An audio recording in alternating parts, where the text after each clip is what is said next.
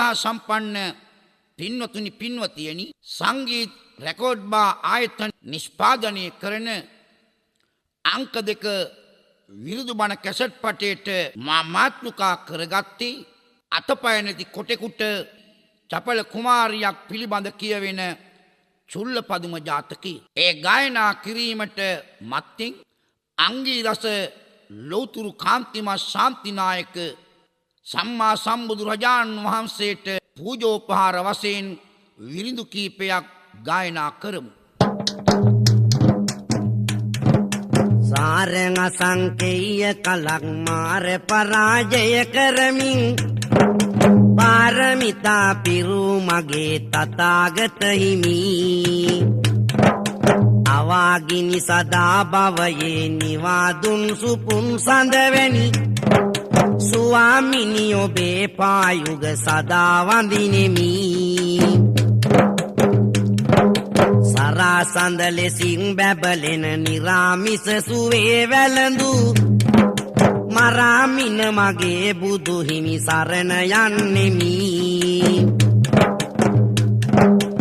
වන් පබළු වටිනා ඒ මුවින් දෙසූ ඔබේ බුදු බණ තනින් වැටි වැඳ වැටෙනෙමි දොහොත් මුදුන් දී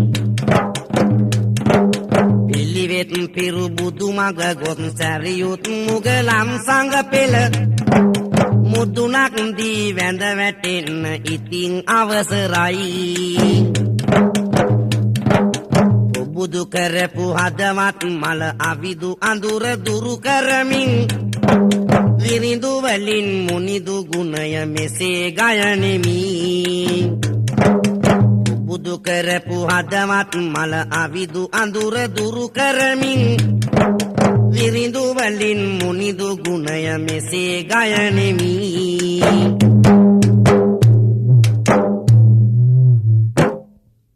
පින්වතුනි පින්වතියනි දැන් අප සෑම දෙනාම බුද්ධාලම්මන ප්‍රීතිය හදවතේ හඳවාගෙන චුල්ලපදුම ජාතකයේ නැමැති ආදර්ශමත් කතාවට සවන් දීමට සූදානම් වෙමු.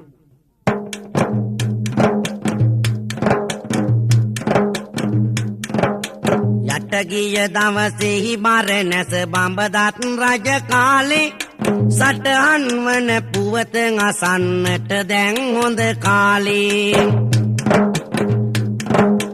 මෙල්ල නොවී නුරා රසට විනාශයයි වන්නේ චුල්ලපදුම ජාතකයයි මා දැන් පවසන්නේ බඹදත් රජුගේ මෙහෙසියගේ කුස ඉපදෙනවා බෝසත් තප පදුම නමින් ඉසුරින් බැබලෙනවා සොහොයුරු 6 දෙනෙක් සිටිති කුමරුට පසු බාල මේ සුරුවාගේ කුමරා ගුණ සපිරුණු සීල කුමාරියන් 7 දෙනෙක්ම බරණැස හැඩකාර කුමාරයන් 8 ලැබුණා ගන්නට කරකාර එක් දවසක් රජුරුවෝ සිව් මැදුරෙන් බලති දැක්කා කුමරුන් 7 දෙනා සිත බියකින් පෙළෙති කුමාරයන් සමග ඇදෙන පිරිවර බල දුටුවා ඉරිසියාව බිය සැක දෙක රජුගේ හිත නැටුවා එක දවසක කුමාරවරු මා බලයෙන් පන්නා සැකයක් නැත රජ වෙනවා යයි හිත මොර දුන්නා කැඳවයි රජු කුමාරවරු රාජ සභය මැදට ඉඳගෙන මෙය අසා ගනුව සිත පහදා හොඳට දරුවෙනි තොප ගැන සැකයක් ඇත මගෙන් හිත පතුලේ ඒ බිය සැක නිසා ඉන්න බෑ රජගේ ඇතුලේ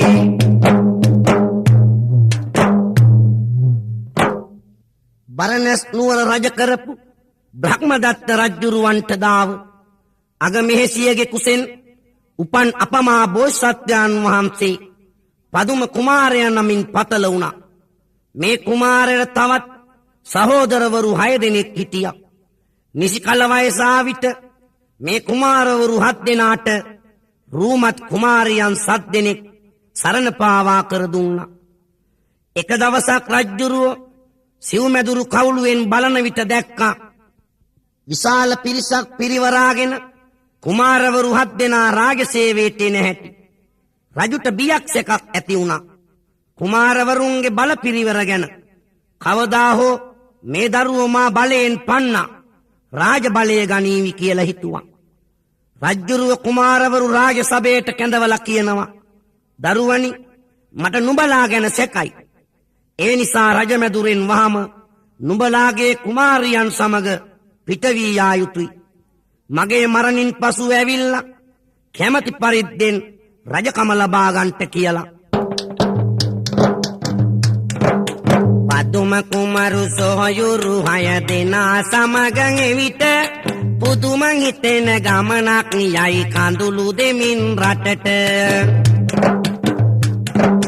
කුමාරවරු සමග පෙමින් බැඳිලා හැමතිස්සේ කුමාරියන් 7 දෙනාද ආවා ඒ පස්සේ. නියමය ලෙස පිය රජුගේ පපු කැවුත්ත දෑවේ සියලු දෙනම ඉන් පසු වැලි කතරකටයි ආවේ.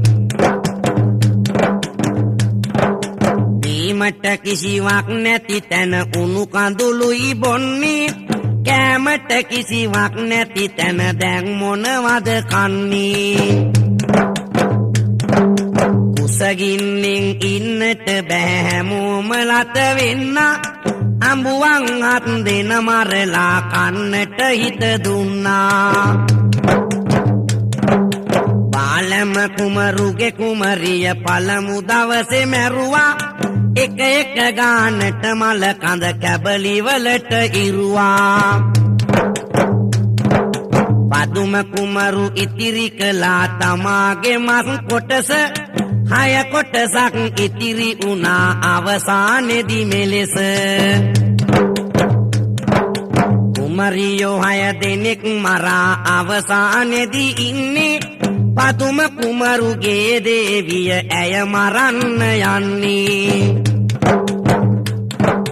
ඉතිරි කෙරූ අර මස් ටික කුමරුන් 8 දෙනවා. එදා දවසේ කුමරිගේ ජීවිතයත් ගැලවෙනවා.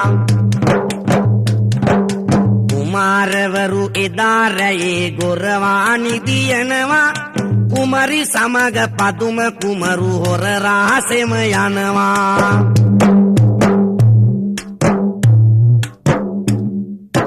කුමාරවරු 7 දෙනත් කුමාරියන් 7 දෙනා සමග සියලු රාජ සම්පත් අත්හැර ගමන ආරම්භ කළා. ගම් නියම් ගම් වනාන්තර පසු කරගෙන එන මේ සියලු දෙනාම කාන්තාරයකට ටික දිනකින් ලං වුණා. කන්නට බොන්නට කිසිවක්ම නැහැ. කුමාරවරු තීරණය කරනවා එක් දවසට එක කුමාරියක් බැගින් මරාගෙන කමු. පදුම කුමාරයා ඒට විරුද්ධ වුණා. ඒත් බාල සොහයුරන් 6 දෙනාගේ තීරණය වෙනස් කළේ නැහැ. පළමු දවසේම බාල කුමාරයාගේ කුමාරිකාව මරලා කොටස් 13කට කැපුවා. පදුම කුමාරයාටත් කුමාරියටත් ලැබුණ කොටස් දෙකෙන් පදුම කුමාරයා නොකා එක් කොටසක් සංගවා තැබුවා. දින 6ක් තුලදී කුමාරියන් 6 දෙනෙක් මරා අවසానයි. පදුම කුමාරයා කොටස් 6ක් සංගවා තිබුණා. ඊළඟ වාරය පදුම කුමාරයාගේ කුමාරිකාව මරන්ටයි. සංගවා තිබූ මස් කොටස් 6දී ඈව මරණයෙන් ගලවා ගත්තා. එදා බාල සොහයුරන් 6 දෙනා නිදියන අතරේ කුමාරිකාවත් සමගින් පදුම කුමාරයා ඒ වැලි කතර දිගේ ගමන ආරම්භ කළා.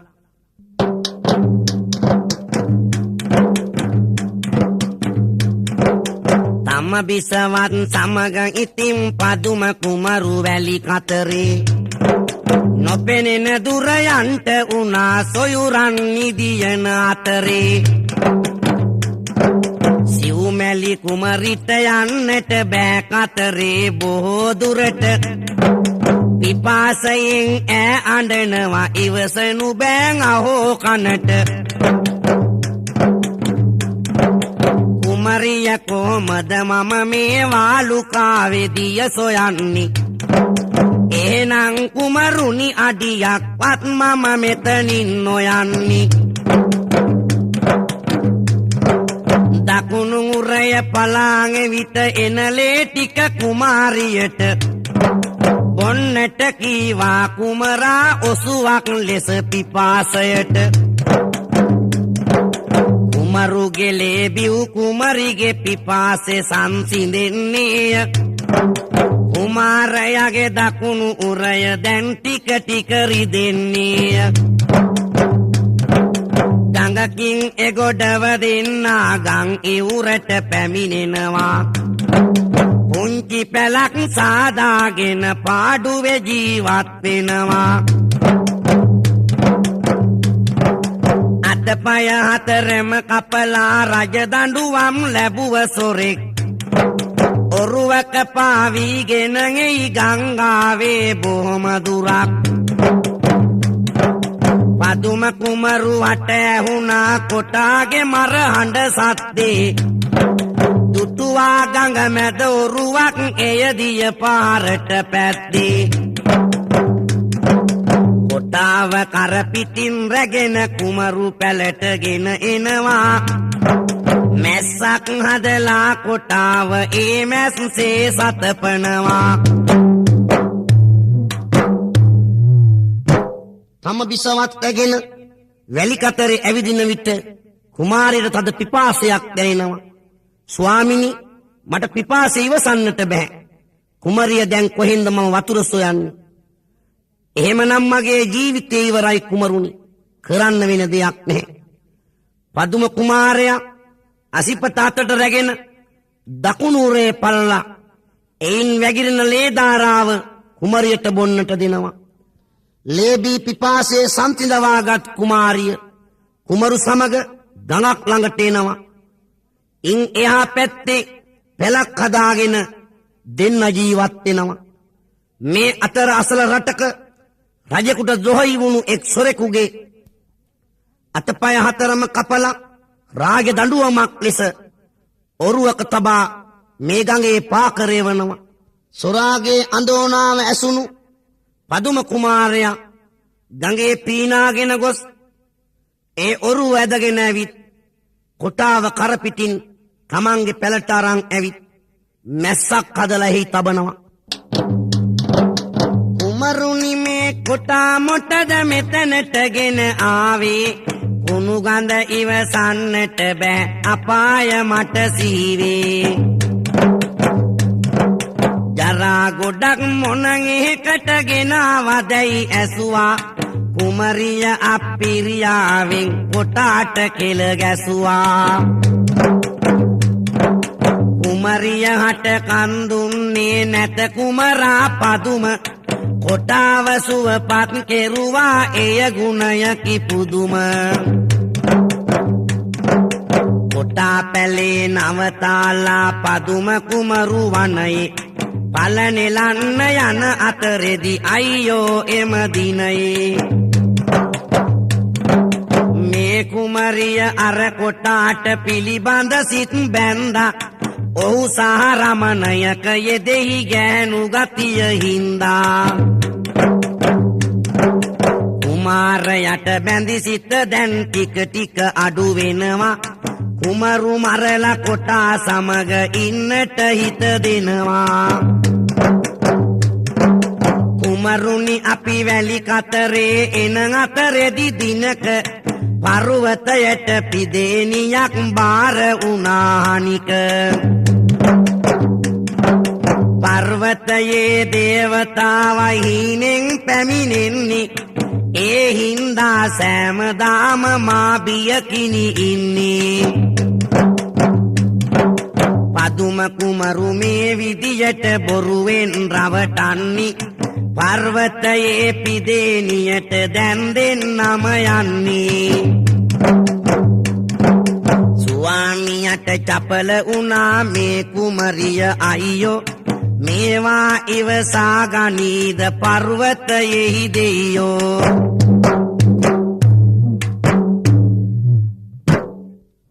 කොටාව පැලට ගෙනා වෙලාවේ කුමරිය ඔහුට කෙල ගහනවා කුමාරයට දොස් කියනවා මේ කුණු ගඳ ගහන කොටාව ගෙනාව කියලා ඒත් පදුම කුමාරයා වන ඖෂධ සොයාගෙන විත් අර කොටාගේ තුවාල සියල්ල සුවපත් කළා රසවත් පළවැල ගෙනත් ඇවිත් කොටාට දුන්නා මේ වන පළවැල බුදින කොටා ඇඟපත තර වෙද්දි කුමාරියගේ හිත රාගයෙන් මත් වෙනවා අනේ බලන්න පින්වතුනි එක දවසක් කුමාරයා පළවැල සොයන්න වනේ ගිය වෙලාවක කුමරිය අර අතපය නැති කොටා සමග ලෝකාස්වාද රතියෙහි යෙදෙනවා මෙහෙම ටික කලක් යනකොට කුමරු ගැන කුමාරිගේ හිත බිඳිලා ඔහු මරන්න උපකර්මයක් යොදනවා අන්තිමට බොරු ලෙඩක් අරගෙන ඇය කියනවා කුමරුනි අපි වාලුකාවේන අතරතුරේදී අපට දුකක් නොවෙන්න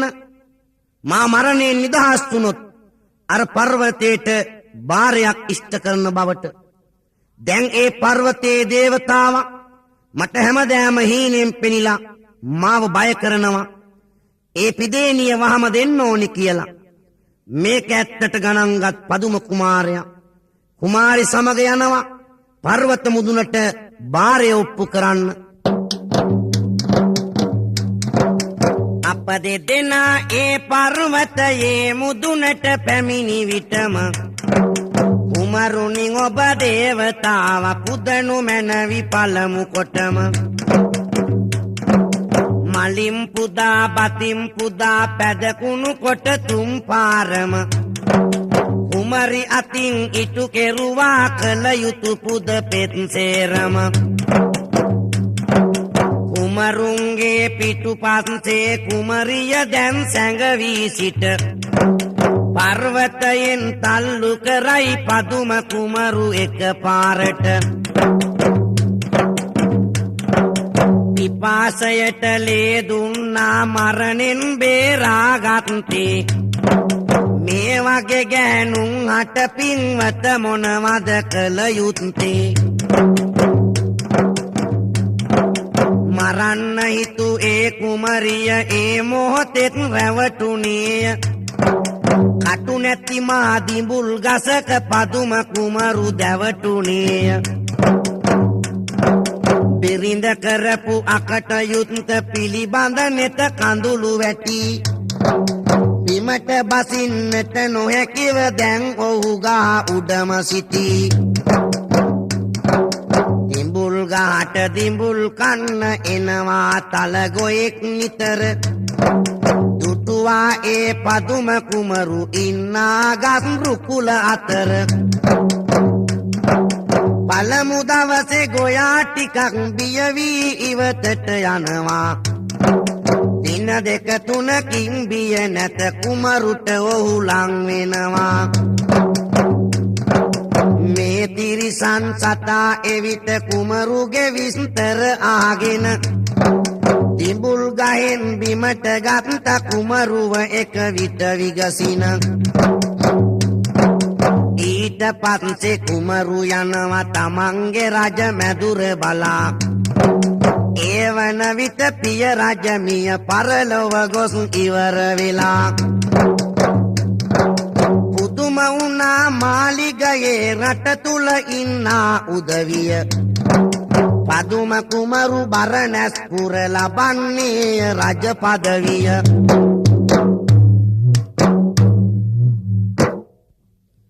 පර්වතයට නැගලා කුමරිය පළමුව කුමරුට දේවතාව පුදන්නයි කියනවා කුමරු කිසිවක් නොදැන මලින් බතින් දේවතාව පුදා තුන්වරක් පැදකුණු කරද්දි අනේ පින්වතුනි අර දුෂ්ට චපල ගැහණිය කුමාරයව පර්වතයෙන් තල්ලු කරනවා කුමාරය වැටුනේ කටු නැති අතු විහිදුණු දිඹුල් ගහක් උඩට ඒත් ගහින් බහින්න අමාරුයි දිනපතාම දිඹුල් කන්නේන තලගොයෙක් පළමු දවසේ කුමරුව දැකලා බිය වෙලා පසු යනවා ඒත් දින දෙක තුනකින් දිඹුල් කකා ඉන්න මේ කුමාරයාගෙන් තොරතුරු අහලා තමාගේ පිට උඩ හිඳුවා බිමට බස්සවනවා.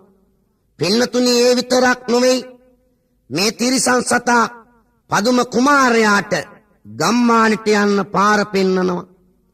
ගම්මානයේදී කුමාරයාට ආරංචි වෙනවා පිය රජතුමා මිය පරලෝ ගොස් බව. බරණැස් නුවරට ගිය පදුම කුමාරයා දහසක් මංගල ශ්‍රීයෙන් ඔටුනු පළඳා බරණැස් පුරවරේ රජ පදවියට පත් වුණා. චුල්ල පදුම රජ පදවිය ලැබුවා බරණැස් පුරවර. බෝධිසත්ව ගුණ උසුලයි රටටම කරනවා මෙහෙවර. දන්සල් ඇත බරණැස් පුර මායිම් වල හතර වටේ. රජුගේ ගුණ මහිම නිසා මුළු නුවරම එළිය වැටේ. මිනිසුන් පොලිමේ ඇදෙති බත බුලතින් සැනසෙන්නට. අදවත් හැක වෙත රජුගේ ඔටුන්නවත් දැක ගන්නට. වතු පිටිකෙත් වතු සරු වී අටුකොටු අසුවනු පිරේ. තවුතිසාවේ නැති සම්පත් ඇත්තේ බරණැස් පුරේ. ශිල්ප සතර සෑදෙනවා මිනිසුන්ගේ හිනා කටයි. පදුම රජුට පින් දෙන්නේ අපට සතුට ගෙනාවටයි. සොරකම් මැරකම් කිසිවක් නෑ බරණැස් පුරය පැත්තේ. එවකව බොව කියන හඬයි හැම දෙසවන රැඳෙනු ඇත්තේ. අන්න චුල්ල පදුම රජතුමා දම්සැල් හතරක් සදලා රාතන් වහන්සේලාට දුගී මගී යාචකයින්ට නොකඩවා දම් දෙනවා. මුළු බරණැස් පුරවරයම තවුතිසා දිව්‍ය ලෝකයක් හා සමානයි. රටවැසියන් පින් දෙනවා. සාදුනාද පවත්වනවා. අටුකොටු පිරී තිරෙනවා. කිසිම දෙයකින් හිගයක් නැහැ. ඒ චුල්ල පදුම රජතුමාගේ තියෙන ගුණ බල මහිමේ නිසයි. මුළු බරණැස් පුරවරයම සොරකම් මැරකම් ඒ කිසිවක් නැහැ. දැහැමි රාජ්‍යයක් බවට පත් වුණා පින්වතුනි. පළවැල නෙලලාගෙන දුන් හිමියා නැතමින් පස්සේ. කොටයි කුමරියයි පසු වෙයි කුසගින්නෙම හැමතිස්සේ. ගස්වැල් වල පළවැල නැත ඇගේ පවට පාළු වෙලා. බඩගින්නයි පිපාසයයි මේ දෙන්නට යාළු වෙලා. රාගසිතින් කොටා සමග අනුරතියෙහි පසු වුණාට. මේ ගැහැණිගේ ගති ගුණ හොඳ පාඩමක් ය හැම දිනාට. ඉවසන්නට බෑ කුසගිනි මොකද කොටෝ දැන් කරන්නේ. හිඟා කන්න යමුද ඉතින් කොහොමද මේ දුක දරන්නේ. අතපය මගේ නැති වුණාට සෙනෙහස කුමරියට තමයි. අප දෙන්නාටම වැරදුනි අපි දෙන්නගේ තරුණකමයි. මම ගම්මානෙට යනවා කොටෝ ඔබව කරට අරන්. අපි දෙන්නගේ ආදරේට දෙවි පිහිටයි හතර වරන්. කරේ තියන් මා යන විට වැඩිපුර හිඟමන් ලැබෙනවා. මගේ අතපය නැති හින්දා අපට සහනයක් තිබෙනවා. මගේ පදුම කුමරුන් හට කළ ඒ මහ අපරාධේ. නිතරම මගේ හිතේ දැවෙයි මොකක්ද මේ සිදුදේ. පදුමයා ගැන ඇයි හිතන්නේ තනියට මා ළඟ ඉන්නවා. කුමරිය ඔබ මා අතහැර නොයන බවත් මම දන්නවා.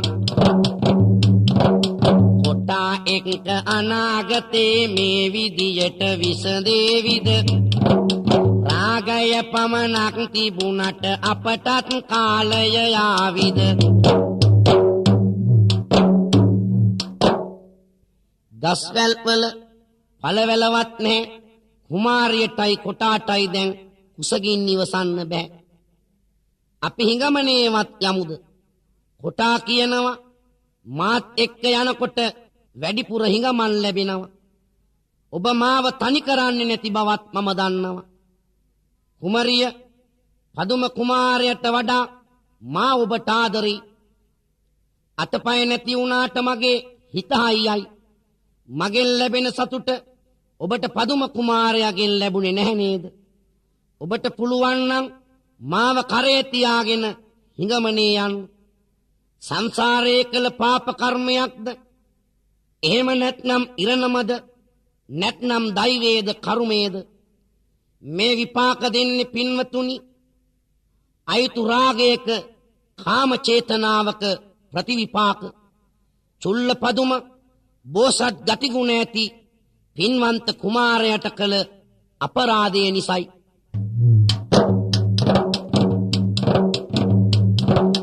දන්සල් සදමින් ඒ රජ දස ධර්මෙන් රජ කරනවා එක පෝයක් යන්න නෑර පේවත් සීලය පුරනවා කොටාව වට්ටියක තියා ඔහු හිස උඩ තබා මෙහෙම කුමරිය දැන් හිඟා කනවා දුටුවද ඉරණමක මහිම අතපය නැති කොටෙකුට දැන් රාග සිතින් සෙනෙහි බැඳ දුටුවද ගැහණියකගේ හැටි පෙනුම ඇතත් දෙනෙත අන්ද අහන දකින අය අහනවා මොකක්ද ඔය ඔහුට උනේ චපල කුමාරිය බොරුවෙන් රවටයි හැම දෙනම අනී කසාද බැන්දට පසුවයි සැමියාට විපත උනේ අනුකම්පාවෙන් කීයක් හරි දෙනවද අපට අනේ කොටා උනත් තම සැමියා හිස මත රඳමින් යනවා පුදුමයි බිරිඳගේ පතිවත නොදන්න අය පවසනවා මේ වගේ ගැහණුන් ඉන්නා ලෝකය හරි පින්වන්තය ඇයට පැළඳිය යුතු වෙයි පතිවත පිළිබඳ කොන්තය බරණැස්පුර රජුරුවෝ උදේ හවස දම් දෙනවා නුඹලා ඇයි එහි නොයන්නේ මහ මග කරනෙද මොනවා තුන් වේලම රසමසුන් බත් කන්නට හැකිය තොපට තුප්පත් කම නිසා අනේ සලකන්නට නොහැක අපට මේ බස් අසාමේ කුමරිය කරපින්නාගෙන කොටාව බරණැස්පුර දම්සැල වෙත යයි බලමින් වටපිටාව පදුම රජුරුව දම්පින් කරමින් රාජ්‍ය කරනවා දානශාලා හදලා දිනපතාම දුගී මගීන්ට දම් දෙනවා ජීවත් වන්නට හැකියාවක් නැති කුමරිය කොටාව වට්ටියක තියාගෙන හිස උඩ තබා හිඟා කමින් ඇවිදිනවා අහන දකින අය අහනවා ඔය මොකක්ද උනේ කියලා අනේ මගේ දෙමව්පියන් මා පාවා දුන් මගේ ස්වාමියා විවාහයෙන් පසුවයි රෝගයක් පැළඳීමේදී සිද්ධ වුණේ ඉතින් මා සැමියා රකින්නේ නැතිව මොනව කරන්නද මිනිස්සු මේ ගැහණිය ගැන සතුටු වෙනවා දැක්කද පතිවත රකින්න ගැහණු අපේ ගැහණු අපට මෙහෙම දෙයක් වුණොත් කොහොම කරයිද හැමෝම මේ දෙන්නට කන්නට බොන්නට දෙනවා මිල මුදල් දෙනවා සත්කාර කරනවා මිනිස්සු කියනවා බරණැස්පුර රජුරුව දානශාලා හදලා දුගී මගී යාචකයින්ට බත බුලතින් දම් දෙනවා ඇයි එහෙ නොයන්නේ කුමරිය කොටාව ඔසවාගෙන හිස මත තබාගෙන යනව බරණැස්පුර දානශාලාවට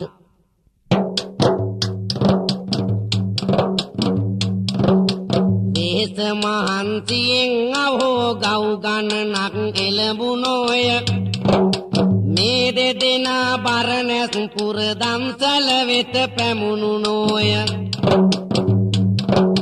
පොලිම් වල රට වැසියා එකා පස්සේ එකා ඇදේ කොතරම් සෙනගක් ආවත් පොලිම් වල නොමැත තදේ මස් මාංශ රස මසූලු කිරි පැණි වල සුවඳ දැනී උඟ කලකින් කෑවේ නැත බඩ පිරෙන්න කමුද අනේ බරණැස් පුර රජුරුවෝ පින්වන්තද මේ තරමට දිවිය ලෝකෙ සැප සම්පත් සෑදේවා මේ නිරිඳුට අනේ මටත් හරි ආසයි දැක ගන්නට රජතුමාව මගේ වරද දැනගත්තොත් මට දෙනවා ඇත සමාව එවැනි රජෙක් ලැබගත් ඒ අගබිසවත් පිනැත්තියකි සැමියාගේ අගය දන්න හොඳ යහපත් තැනැත්තියකි අනේ මටත් ලැබුණා නම් ඒ වගේ හොඳ ස්වාමියෙක් පතිවත නිසි ලෙස රකින යහගුණ දත් කුමාරියක් බරණැස් පුර රජුරුවෝ මතු බුදු බව ලබන දිනේ සුජාතාව වී කිරි පිඩු දෙන්නට මට බැරිද අනේ දම්සාලාවේ පොලිමේ ඉඳ කුමරිය හිතන දේට පිළිතුරු දෙන්නේ කවුරුද පිළිතුරු දිය හැකිද කාට දැන්නම් බඩගිනි දැඩි වෙයි පොලිමේ දුර යන්න තිබේ එපා කොටෝ කෑ ගහන්න අද හොඳ හැටි කන්න ලැබේ මේ දෙන්න බරණැස් පුරවරේ චුල්ලපදුම මහරජතුමා දෙන දානශාලාවේ පොලිමේ යනවා රසමස උළු මස් මාංශ කිරිපැණිවල සුවඳ ඉවසා ගන්නට බෑ මෙහෙම ජයට රසට කන්න ලැබුණු දවසක් මතක නැහැ ඉස්සර පදුම කුමාරයාත් එක්ක රාජමාලිගාවේ ඉන්න දවස්වලට පස්සේ අනේ මේ බරණැස් නුවර රජුරුව කවුද මේ උත්තමයා මතුබුදු වෙන්න ඕන ඒ වගේ උත්තමයෙකුට ලැබුණු අගමෙහෙසි හරි පින්වන්ත වෙන්න ඕන මටත් ලැබුණා නම් මෙහෙම රජ කෙනෙක් මම ගුණවන්ත කුමාරිකාවක් වෙනවා මේ රජුරුව මතුබුදු වන දවසක මට සුජාතාව වෙලා කිරිපිඩු පුදන්න හැකිනම් මෙන්න මේ වගේ අදහස් කුමරියට ඇති වෙනවා කොටා හිතන්නේ කොයි වෙලේද කන්න ලැබෙන්නේ කියලා කොටා කෙඳිරි ගානවා කුමාරිකාව කියනවා කොටෝ කෑ ගහන්න එපා පොලිම දැන් කිට්ටුයි ඉවසගෙන ඉන්න කියලා ඒත් කොටාට බඩගින්න ඉවසන්න බෑ මේ දෙන්න පොලිමේ ගමන් කරන අතරතුර මේ වගේ සිදුවීමක් සිදු වෙනවා පින්වතුනි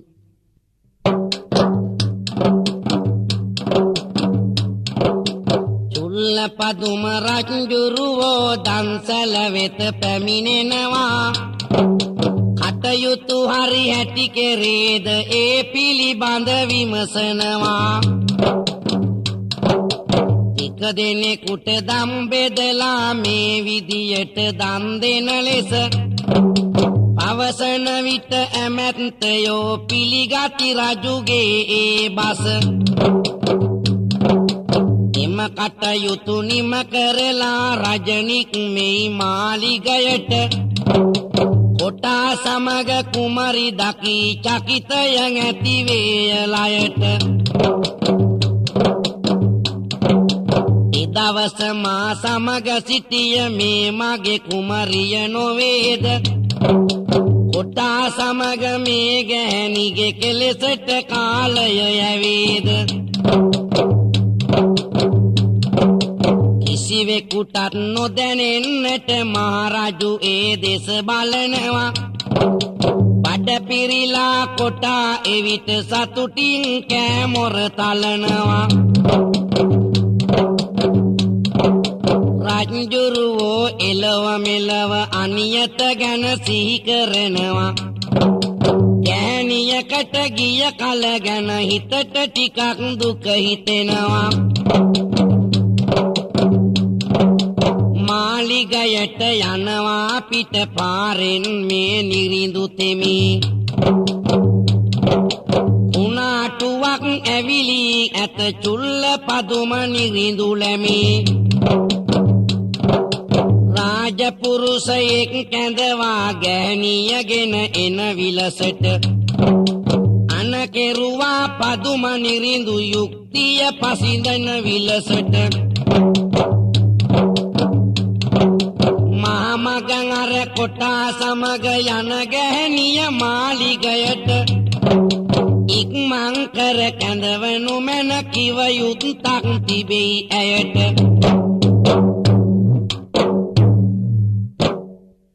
චුල්ල පදුම පින්වන්ත රජතුමා දාන ශාලාවේ පෝලිමට ගිහින් දෙතුන් දෙනෙකුට දන් පිළිගන්වා මේ විදියට දම් බෙදන්න කියලා ආපසු යන්නට හැරෙනවා.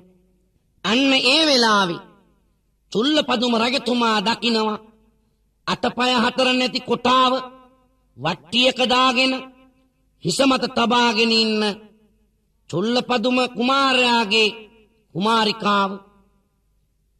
මීට කලකට පෙර මා සමග සිටි කුමාරිකාවයි මේ ඉන්නේ. රජුගේ සිත යකාගේ කම්මල වගේ අවුල් වුණා. අමතකව තිබූ පහුගිය දේවල් උල්පතකින් ජලය ගලන්න හා සමානව මතකයට එන්න පටන් ගත්තා. කිසිවෙකුටත් නොදැනෙන්නට ටික වේලාවක් ඒ දෙස බලා සිට චුල්ල පදුම පින්වත් රජතුමා රාජමාලිගාවට යනවා. රාජපුරුෂයෙක් කැඳවා රාජානක් දුන්නා. අතපය හතර නැති කොටාව හිස මත තබාගෙන යන ගැහණියෝ වහම රාජමාලිගාවට කැඳවන් එන්ට කියා. රජමැදුරේ ගැහණියන් ඇත කොටා පසෙක ඉන්නේ. මේ මා සිටි මාලිගයයි කවුරුද එය දන්නේ. තියුණු ඇතින් රජ කුමරිය දෙස බැල්මක් හෙළුවා. කිසිවක් නොමදත් ගැහණිය මහරජු දෙස බැලුවා. තොප කවුදැයි කියන්න මට අර කවුදැයි ඉන්නේ. මේ රජ අන බව දැනගෙන ඇත්තම පවසන්නේ. නිරිඳුනි මේ කොටා තමයි හිමියා මම බැන්ද. මා රජමැදුරට කැඳවන්නට හේතුව මන්ද. දී පවසන මුසා බසට මා රැවටිය නොහැක. තිගේ මව්පියන් කවුරුද පවසනු මැන හනික. අන්ද මන්ද උණු ගැහණිය නිසලව පසු වෙද්දී රජු පවසන්නට සැරසෙයි ඒ පහුගිය සිද්ධී. ඔටුන්න ගලවා විමසයි මා හැඳිනිය හැකිද. උරය පැලූ ලකුණු දැකලා වෙවුලන්නේ මොකද. කන්දෙන් පෙරළුවාට පසු මලා කියලා හිතුවේ. කළගුණ අමතක කරලා කොටාය ඔබ පැතුවේ. මිනිසත්කම තිරිසනෙකුට කැලේ හිටිය එදිනේ. එක යහනේ සිටි ඔබටත් වැඩිය එදා තිබුණේ. රජතුමා ගැහණිය සමග කොටාව රාජමාලිගාවට කැඳවනවා. රජ්ජුරුව ගැහණිය දෙස තියුණු බැල්මක් කෙලලා අහනවා ගැහණිය මේ අතපය හතර නැති කොටා කවුද? මෑ කියනවා මහරජතුමනි, මගේ තරුණ වයසේදී මගේ මව්පියන් මේ පුරුෂයව මට විවාහ කර දෙනකොට අතපය හතරම තිබුණා. කරුමෙකට වගේ දරුණු රෝගයක් වැළඳිලා අතපය හතර කපන්ට සිද්ධ වුණා. නමුත් මහරජතුමනි, පතිවත ගුණදම් රකින්න ගැහැණියක් වශයෙන් මම මගේ ස්වාමියාව අමතක කළේ නෑ. මම ඔහුට පිටු පෑවේ නැහැ. අතපය හතර නැති වුණත් මා ස්වාමි භක්තිය රකින්නවා. ඒකයි මේ වට්ටියකට දාගෙන ගයක් ගානේ සිඟමනේ යන්නේ. රජතුමා කියනවා ගැහැණිය මේ රාජමාලිගාවදී මා ඉදිරියේ බොරු බස් කියන්ට එපා. රාජ දඬුවම් දෙන්න සිදුවෙයි. නෑ මහරජතුමනි, මා මේ කියන්නේ සත්‍යයක්. චුල්ලපදුම රජතුමා තුන්න ගලවලා අහනවා, ගැහැණිය නුඹට මාව අඳුනන්න පුළුවන්ද? මතකද එදා කාන්තාරේ මගේ බාල සොහයුරන් 6 දෙනා නුඹව මරන්ට සූදානම් වෙන විට මා නුඹව ඒ මරණයෙන් මුදාගත්තා. ඒ කාන්තාරේදී දිය පිපාසයක් සැදුනා. මගේ මේ දකුණු උරේ පලා මා නුඹට ලේ දුන්නා. නුඹ මගේ රුධිරයේ බීලා පිපාසයේ සංසිඳව ගත්තා. එදා ගඟේ පාවෙලා ගිය මේ කොටාව මම පැලට ගේනකොට කොටාට කෙල ගැසුවා. නමුත් මං වන ඖෂධ වලින් ඔහුව සුවපත් කළා. මට රහසින් ඔහු සමග පෙම් සම්බන්ධතාවයක් ඇති කරගෙන මට බොරු බස් කියලා අහවල් පර්වතයේ මුදුනේ මා පහළට තල්ලු කළා. නමුත් මා මිය ගියේ නැහැ. දිඹුල් ගහක රැඳුණා. දිඹුල් කන්ටාපු තලගොයෙක් මට පිහිට වුණා. ඒ තිරිසන් සතාට තිබුණ ගුණය මිනිස් නුඹට නැති වුණා. දැන් මේ ගැහැණිය වෙවුලන්න පටන් ගත්තා. තුෂ්ණෙන් භූත වුණා. පින්වතුනි, චුල්ලපදුම රජතුමා ඉදිරියේ ගැහෙනවා. අර වට්ටියේ ඉන්න අතපය හතරම නැති කොටා මාළුවෙක් වගේ ගැහෙන්න පටන් ගත්තා. රාජපුරුෂයෙක් කැඳවා ඒ අසලම උන්න අන්න කෙරුවා මේ දෙන්නව පිටමං කරවන්න. පෙර කළ පව් පින් අනුමයි සිදුවන්නේ මේවා. බෝධිසත්ව ගුණයෙන් එදා රජුගෙන් පළ වූවා. රජතුමා අදහස් කළා මේ දෙන්නව මරලා ප්‍රාණඝාත අකුසල් ඇති කරගන්න හොඳ නැහැ. රාජපුරුෂයෙක් කැඳවලා අනකලා මේ දෙන්නව රටින් පිටවහල් කරන්නට. කොටාව හිසේ තියාගත්ත මේ ගැහැණියව රටින් පිටවහල් කළා. බලන්න පින්වතුනි, චුල්ලපදුම රජතුමාගේ තිබුණ බෝධිසත්ව ගුණය. ඔබ මෙතෙක් වෙලා සවන් දුන්නේ චුල්ලපදුම ජාතකයේ නැමැති ආදර්ශමත් කතා වස්තුවටයි. දිවස් හෙලන අප හැමතම සර්දා ගුණ රැඳුණු නෙතින් සියලු දෙවියෝ පින් අරගෙන අප හැම දෙන රකින්නු ඉතින්. අන කෙරුවා කුඩා කලම විරිඳු සුරල් කියා ගන්ට පන කිව් පින අත් වේවා ජාතක කළ පියාණන්ට. අසරණ මට අනාගතේ මිනිසෙක් වෙන්නට කීවා. දසමස කුස රැක වැදුමව් මතු දවසක බුදු වේවා. දෙසබස රැස නිතර රැකී යසයි සුරුද පෑදේවා. අමා නිවන් රස උල්පත ඔබ සැමටම සෑදේවා. ඉමිහිරි ලෙස පිළියම්දල ගුණදාසයි බණ කිව්වේ. නොමියන ලෙස මීගල මුදියන්සෙයි බණ පද ලිව්වේ. ඒ දහම් කතාව එතකින් නිමාවට පත්වෙන අතර ඒ ගායනා කළ මටත් ශ්‍රවණය කළ ඔබ සමටත් මේ පින්පෙත් හේතු වාසනා වේවා. බුද්ධ ධම්ම සංඝ ත්‍රිවිධ රත්නයේ පිහිට ආරක්ෂාවෙන් නිදුක් නිරෝගීව චිරාත් කාලයක් එහෙන් වැඩෙන්න ලැබේවා. මරණින් මතුව මේ දහම් කතාව ගායනා කළ මටත් ශ්‍රවණය කළ ඔබ සමටත් මේ පින් හේතු වාසනා වේවා. දෙවියන්ටත් මේ පින්පෙත් අත්පත් වේවා. මළගිය ඥාතීන්ටත් මේ පින් හේතු වාසනා වේවා. මට විරුදු බණ පුරුදු කළ එම්.වී. අමරදාස පියතුමාටත් මේ පින අත්පත් වීමෙන් මෛත්‍රී බුදුන් වහන්සේ බුදු වෙන නුවරක ඉපදෙන්නට ලැබේවා.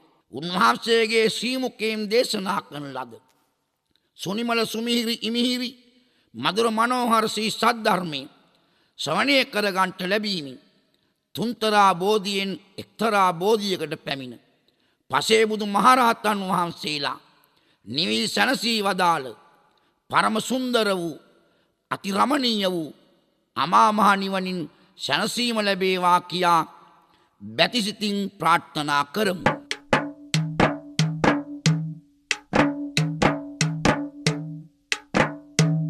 සම්බන්ධීකරණය බී.එම්. අමරදාස, විරුදු ගායනා කළමා එම්.වී. ගුණදාස, සංගීත රෙකෝඩ් බාර් ආයතනයේ ඉදිරිපත් කළ දහම් කතාව මෙතකින් සමාප්තයි. ඔබ සැමට සම්මා සම්බුදු සරණයි.